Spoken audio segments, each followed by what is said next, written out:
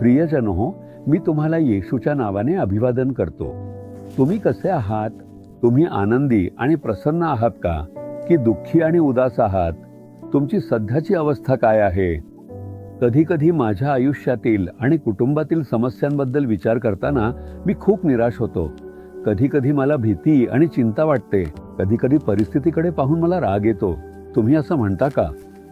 आपण सर्व परिस्थितीमध्ये आनंदी असले पाहिजे. आपल्या आजूबाजूला काहीही घडले तरी आपण आनंदी राहिले पाहिजे. म्हणूनच प्रभू आपल्याला आपला हात धरून मार्गदर्शन करतो आहे. काहीही लढो. समजा एक 3 वर्षांचं मूल, जरी आजूबाजूला धोका, त्रास किंवा अडचणी असल्या तरी जेव्हा ते मूल वडिलांचा हात धरून चालतं तेव्हा त्या मुलाला काही गोष्टीची भीती वाटेल का? ते मूल वडिलांचा हात धरून आणि त्यांच्या चेहऱ्याकडे पाहत आनंदाने चालतं, बरोबर ना? आपल्यालाही तसंच असायला हवं. काहीही समस्या, संघर्ष किंवा परिस्थिती असो, तुम्ही असं म्हणायला हवं, येशू माझ्या सोबत आहे आणि तो मला हात धरून मार्गदर्शन करतो आहे, त्यामुळे मला काहीच कमी पडणार नाही. समजलं का?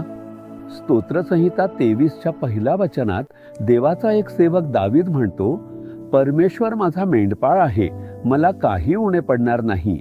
याचा अर्थ तो जाहीर करतो, मला काहीच कमी नाही, मला काहीच गरज नाही, मला काहीच हवं किंवा कमी नाही. कारण प्रभू माझा मेंढपाळ आहे. माणसाला त्याच्या आयुष्यात नेहमी काही ना काही गरज असते, बरोबर ना? पण दावीद म्हणतो, मला काहीच गरज नाही. कसं? कारण त्याच्याकडे येशू सर्व काही म्हणून होता. त्याच्याकडे तो एक चांगला मेंढपाळ म्हणून होता. उदाहरणार्थ, एक मेंढपाळ जो आपल्या मेंढ्यांना राखतो.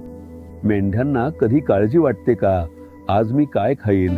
मला प्यायला पाणी मिळेल का? तहान लागली तर मी कुठे जाईन? जर एखादा लांडगा किंवा अस्वल आलं तर मला कोण वाचवेल? मेंढ्यांना या गोष्टींची काळजी वाटते का? नाही, त्यांना काळजी वाटत नाही. कारण त्यांना माहीत आहे की त्यांच्यासाठी एक मेंढपाळ आहे. मेंढ्यांना हे ठाऊक असतं की माझा मेंढपाळ मला हिरव्या कुरणांमध्ये आणि शांत पाण्याजवळ नेईल. तो मला कोणत्याही धोक्यापासून सुरक्षित ठेवेल. कारण त्या मेंढपाळावर अवलंबून असतात. त्या घाबरत नाहीत. असं म्हणत नाहीत की आज मी काय करणार. जर तुम्ही त्यांना विचारलं, अन्न आणि पाण्यासाठी तुम्ही काय करणार?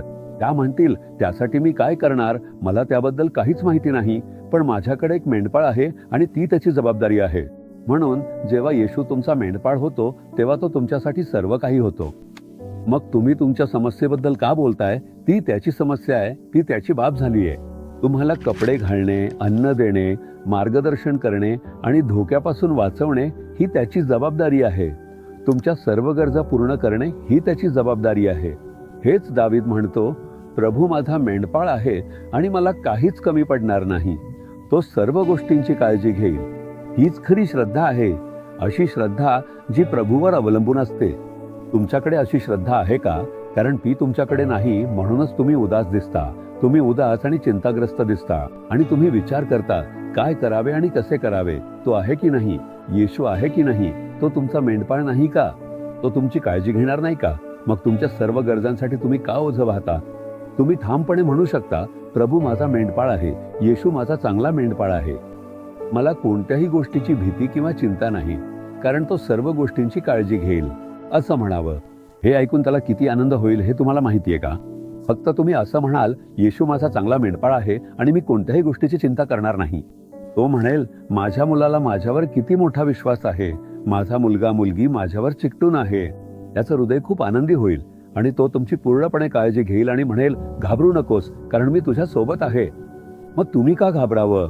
त्याऐवजी असं म्हणा, प्रभू माझा मेंढपाळ आहे आणि मला काहीच कमी पडणार नाही. विश्वासाने असं म्हणा, तुमचा हात छातीवर ठेवा.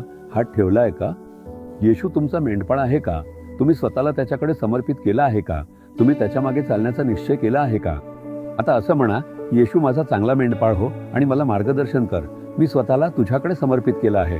कारण तू माझा मेंढपाळ आहेस. मला काहीच कमी पडणार नाही. तू सर्व गोष्टींची काळजी घेशील आणि तू माझ्या सर्व गरजा पूर्ण करशील.